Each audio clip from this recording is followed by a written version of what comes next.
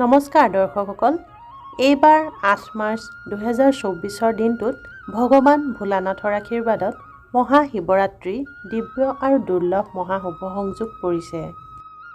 12টা ৰাশিৰ ভিতৰত 4টা ৰাশিৰ লোক ধনেৰে হ'ব লাভান্বিত।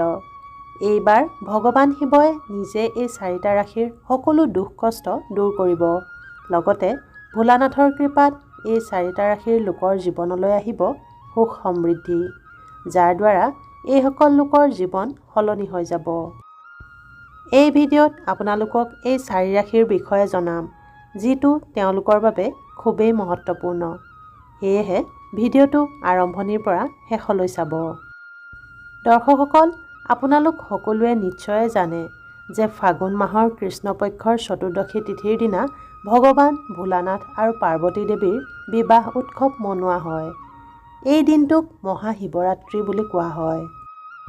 এই বছৰ মহাশিৱৰাত্ৰিৰ মহাপৰ্ব 8 মাৰ্চত আছে। মান্যতা অনুসৰি এই দিনটোত যিয়ে পূৰ্ণৰূপে ভগৱান ভোলানাথৰ আৰাধনা কৰে তেওঁ উত্তম জীৱনসংগী পায়। লগতে সন্তান, ধন সম্পদ আৰু স্বাস্থ্য সম্বন্ধীয় সকলো সমস্যাৰ সমাপ্ত হয়। এইবাৰৰ মহাশিৱৰাত্ৰি বিশেষ বুলি মনা হৈছে। জ্যোতিষ শাস্ত্ৰ অনুসৰি এইবাৰ মহাশিৱৰাত্ৰিত এনে দুৰ্লভ সংযোগ পোৱা গৈছে, যাৰ দ্বাৰা ভগৱান ভোলানাথক আৰাধনা কৰাৰ শীঘ্ৰেই ফলপ্ৰাপ্তি হ'ব। জ্যোতিষীসকলৰ মতে মহাশিৱৰাত্ৰিত শনি আৰু তেওঁৰ পিতৃ সূৰ্য দেৱতা দুয়ো কুম্ভ ৰাশিত বিৰাজমান থাকিব। শনি সূৰ্যৰ জ্যোতিত কেইবাটাও ৰাশিৰ ওপৰত ইয়াৰ প্ৰভাৱ পৰিব। 12টা ৰাশিৰ ভিতৰত 4টা ৰাশিৰ লোকক এই সময়ে শুভ লাভ দিব। সেইদৰে ভৌতিক সুখ আৰু সুন্দৰতাৰ দেৱতা শুক্ৰ মীন ৰাশিত বিৰাজমান থাকিব। মান্যতা অনুসৰি এই সংযোগৰ সময়ত কৈলাশ পৰ্বতৰ নিবাসী ভোলানাথৰ উপাসনাই গ্ৰহৰ শুভ আশীৰ্বাদ দিব। শনি সূৰ্যৰ জ্যোতিত যি লোকৰ কুণ্ডলীত অশুভ প্ৰভাৱ থাকিব, সেই লোকে এই দিনটোত ভগৱান শিৱৰ ৰুদ্ৰ অভিষেক নিশ্চয় কৰিব। ইয়াৰ দ্বাৰা সমস্ত দুখ দূৰ হ'ব। ভগৱান ভোলানাথৰ মহিমা অপাৰ।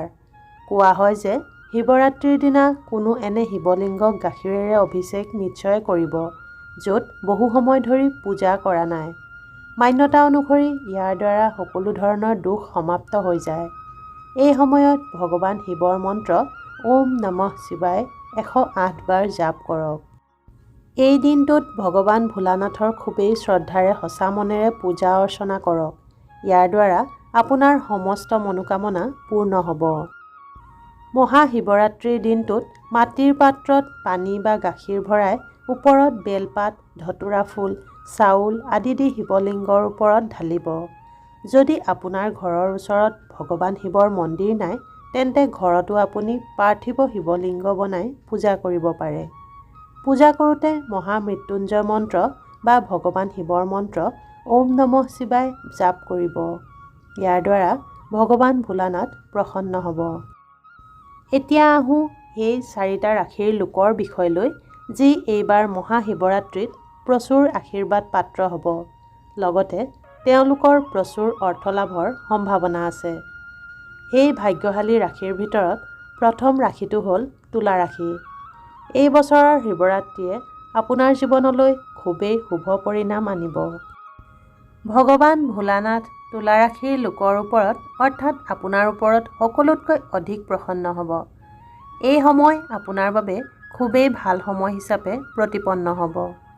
মান সন্মান আৰু প্ৰতিষ্ঠাৰ বৃদ্ধি হ'ব, যাৰ বাবে সমাজত আপোনাৰ প্ৰশংসা হ'ব। লগতে আপোনাৰ নতুন নতুন সুযোগো আহিব। এই সুযোগ পাই আপোনাৰ আয় অৰ্থাৎ উপাৰ্জন বৃদ্ধি হ'ব। দ্বিতীয় ৰাশিটো হৈছে কুম্ভ ৰাশি। মহাদেৱৰ কৃপাত এইবাৰ শিৱৰাত্ৰিত আপোনাৰ কোনো শুভ সংবাদ পোৱাৰ সম্ভাৱনা আছে।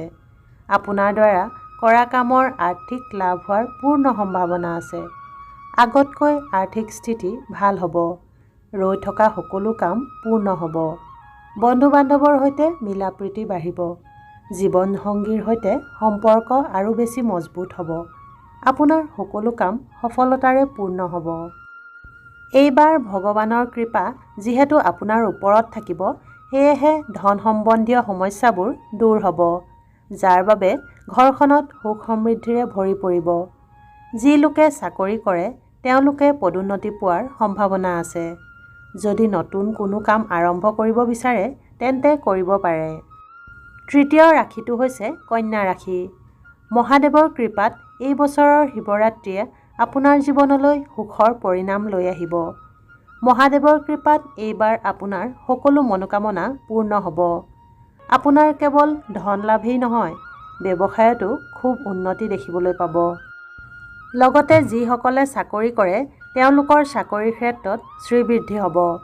লগতে যিসকলে বিদেশত চাকৰি কৰিবলৈ বিচাৰি আছে তেওঁলোকৰ সপোন সোনকালেই পূৰণ হ'ব। এই সময়ত আপুনি কোনো নতুন সম্পত্তি ক্ৰয় কৰিব পাৰে। চতুৰ্থটো ৰাশি হৈছে সিংহ ৰাশি। এই বছৰ আপুনি আপোনাৰ কষ্টৰ পূৰ্ণ ফল পাব।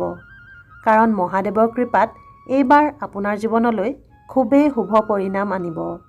এইবাৰ আপোনাৰ মান সন্মান বঢ়াৰ লগতে সমাজত বহুত প্ৰশংসাও হ'ব। ইয়াৰ উপৰিও এনে বহুতো সুযোগ পাব যাৰ জৰিয়তে আপোনাৰ জীৱন সলনি হ'ব পাৰে। লগতে আপোনাৰ ধন লাভৰো সুযোগ আহিব, য'ত এফালে ঘৰখনত সুখৰ পৰিৱেশ হৈ থাকিব, আনফালে ব্যৱসায় বাণিজ্যত লাভালাভ হ'ব। এইটো ক'বই লাগিব যে এইবাৰ শিৱৰাত্ৰিত মহাদেৱৰ সম্পূৰ্ণ কৃপাদৃষ্টি আপোনাৰ ওপৰত থাকিব। লগতে বিদ্যাৰ্থীসকলৰ বাবেও খুবেই শুভ। সন্তান বিচৰাসকলৰ বাবেও সন্তানৰ যোগ আছে। সেয়েহে ভগৱান ভোলানাথৰ এই শিৱৰাত্ৰিত উপাসনা কৰিব। ইয়াৰ পিছৰ ৰাশিটো হৈছে মিথুন ৰাশি। এইবাৰ শিৱৰাত্ৰিত মিথুন ৰাশিৰ ওপৰত শুভ প্ৰভাৱ অধিক পৰিব। কাৰণ আপোনাৰ জীৱনত যি দুখ কষ্ট সমস্যা আছে সেইবোৰ এইবাৰ দূৰ হ'ব। ভোলানাথৰ কৃপাত এইবাৰ আপুনি এনে শুভ বাৰ্তা পাব যিটো আগতে চাগে কেতিয়াও পোৱা নাই। এইবাৰ আপুনি কষ্টৰ সম্পূৰ্ণ ফল পাব। সকলো ৰৈ থকা কাম পূৰ্ণ হ'ব। লগতে জীৱনসংগী, বন্ধু-বান্ধৱ, সম্বন্ধীয় লোকৰ পৰা সম্পূৰ্ণ সহযোগ পাব। সম্পত্তি ক্ৰয়ৰ বাবে শুভ সময়। মুঠতে এই সময়খিনি ভগৱান ভোলানাথৰ কৃপাত বহুত ভাল সময় হিচাপে পৰিগণিত হ'ব। গতিকে এই বছৰ শিৱৰাত্ৰিত এই 4টা ৰাশিৰ লোকৰ বাবে খুবেই শুভ। আজিৰ ভিডিঅ'টো যদি ভাল পালে তেন্তে লাইক আৰু কমেণ্ট কৰিব। আৰু যিসকলে আমাৰ চেনেললৈ নতুনকৈ আহিছে তেওঁলোকে চেনেলটো ছাবস্ক্ৰাইব কৰি দিব। ধন্যবাদ। সুখেৰে থাকক, হাঁহি থাকক।